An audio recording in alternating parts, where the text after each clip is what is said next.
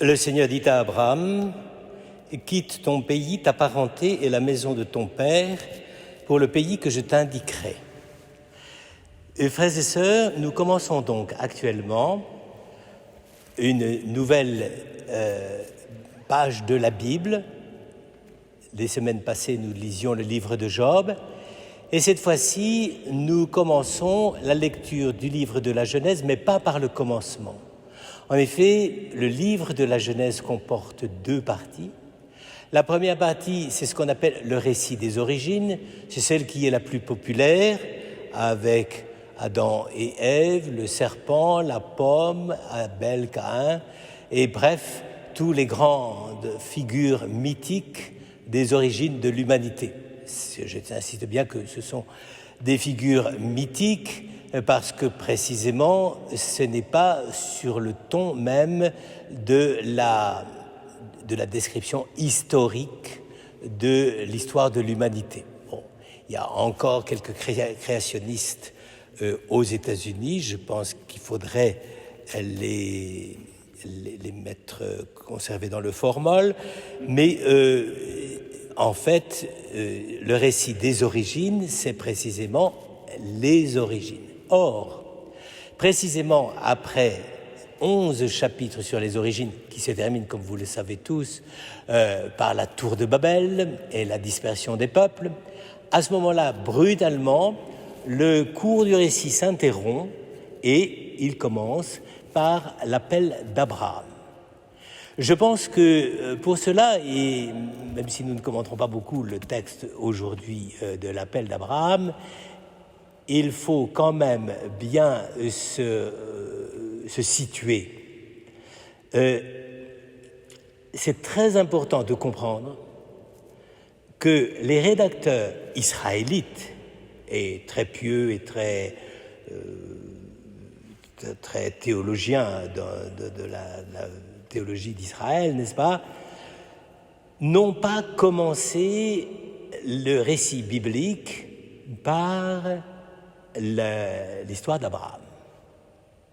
Ça peut paraître curieux, et je crois qu'il y a de temps en temps un certain nombre de gens qui se trompent là-dessus, notamment tous ceux qui veulent nous faire avaler le problème des trois religions, puisque les trois religions, c'est les trois religions abrahamiques, et on nous fait croire que c'est le début de l'histoire du monde. C'est faux. C'est faux. L'histoire du monde ne commence pas avec Abraham, précisément, elle commence avec la Genèse. Et donc, le réflexe, si je puis dire, théologique profond des rédacteurs du texte biblique, c'est précisément d'essayer de nous faire comprendre, même si c'est à travers des figures à la fois historiques, un peu des récits récoltés sur les ancêtres, etc. Mais ce qu'on essaie de nous faire comprendre, c'est que la révélation abrahamique n'est pas un commencement absolu. Ni pour personne. Car le commencement absolu, c'est pour ça que ça s'appelle le livre de la Genèse, même si c'est un titre qui lui a été donné de façon beaucoup plus tardive. Mais le livre de la Genèse, c'est l'acte créateur de Dieu. C'est pas l'appel d'Abraham. Par conséquent, on ne peut pas envisager la lecture et l'interprétation du livre de la Genèse, et notamment du problème de la question de la révélation abrahamique, comme si là, on avait affaire à un commencement absolu. C'est faux. Et c'est si faux que ce n'était même pas dans la tête et l'intelligence de ceux qui ont écrit ces textes. Il n'est pas sûr, et même il est presque certain, que si les écrivains du Pentateuque ont ressenti le besoin de commencer l'histoire des livres sacrés précisément par quelque chose qui n'est pas la loi,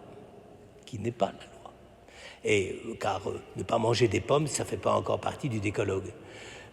Donc c'est bel et bien la preuve, ou le signe en tout cas, que les Israélites, quand ils lisaient ces vieux récits concernant les origines du monde, ne les prenaient pas comme, si je puis dire, le début d'Israël.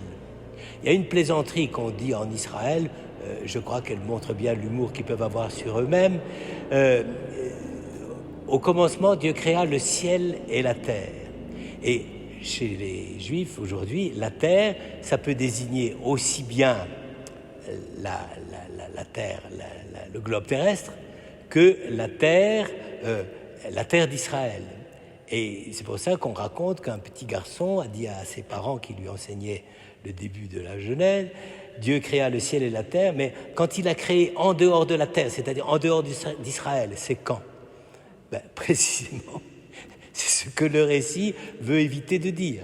Il veut dire que Israël est déjà embarqué de toute façon dans l'histoire du monde, et tellement embarqué dans l'histoire du monde que Abraham, et ça j'allais dire, les Israélites l'ont gardé comme un vieux souvenir, est-ce qu'il est absolument historique, est-ce qu'il est à critiquer, on n'en sait rien, mais ils ont toujours pensé que Abraham venait d'Our. Il n'y a pas d'immaculée conception, ni de conception hors humanité d'Abraham. Abraham est un homme d'Our, c'est un païen. L'origine d'Israël, c'est un païen, c'est Abraham. Et donc, vous voyez, frères et sœurs, c'est quand même assez important à comprendre, parce que si on se trompe déjà là-dessus, après, qu'est-ce qu'on fait de l'appel d'Abraham? Au lieu d'en faire une élection, on en fait une sélection. Petit défaut qui n'a pas touché que les Israélites d'ailleurs. Il suffit de voir certaines sectes, n'est-ce pas? Eh bien, précisément, c'est faux. C'est parce que Abraham faisait vraiment partie de la cité de Our que Dieu l'appelle de cette cité. Évidemment qu'il lui demande de quitter son pays, sa parenté, etc. Il lui demande une rupture, mais cette rupture n'est pas un refus. Il ne renie pas ses origines. Abraham ne renie pas ses origines. Donc vous voyez, frères et sœurs, si on lit ces récits bibliques avec un certain recul, tout de suite, ça peut quand même nous aider à comprendre la façon dont Dieu s'y prend. Dieu ne fait pas une révélation hors sol, comme on cultive en Provence les tomates hors sol. Précisément, Dieu ne cultive pas la révélation hors sol. Non, c'est qu'il nous invite à voir comment Abraham lui-même est enraciné. D'ailleurs, il suffira de voir la manière dont il se comporte par la suite pour comprendre qu'il n'a pas toujours coupé toutes les racines. Hein. Et donc qu'il n'est pas nécessairement une sorte de prototype idéal, parfait, extraordinaire, etc. Il est le père des croyants, certes, mais les croyants comme Abraham eux-mêmes sont aussi des gens fragiles et qui ne sont pas hors sol, n'est-ce pas? Alors, je pense que quand nous allons lire tous ces passages de la tradition biblique, cela nous invite véritablement à changer un peu notre regard. La révélation et le fait d'appeler des gens dans la révélation, c'est le cas d'Abraham, c'est le cas de... Ce n'est pas un déracinement. Ce n'est pas une rupture, ce n'est pas vouloir être autrement que les autres, qu'on les appelle les païens, les goyim ou tout ce que vous voudrez. C'est d'abord un appel au cœur même de la vie de la société. En fait, Abraham est vraiment de Our de Chaldée. Et s'il avait fallu un passeport, ben, il aurait eu le passeport mésopotamien, n'est-ce pas? D'ailleurs, il a eu beaucoup de passeports parce qu'il est allé aussi en Égypte après, enfin il lui est arrivé pas mal d'aventures.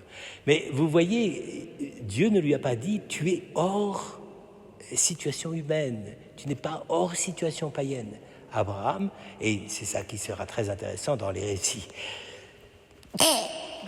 sur les patriarches, c'est ce qu'on va voir, c'est que les patriarches aussi ne sont pas hors sol. C'est des hommes qui, dans leur humanité même, avec toutes les limites que ça implique, ont été des fidèles à la parole de Dieu et à l'itinéraire que Dieu leur proposait.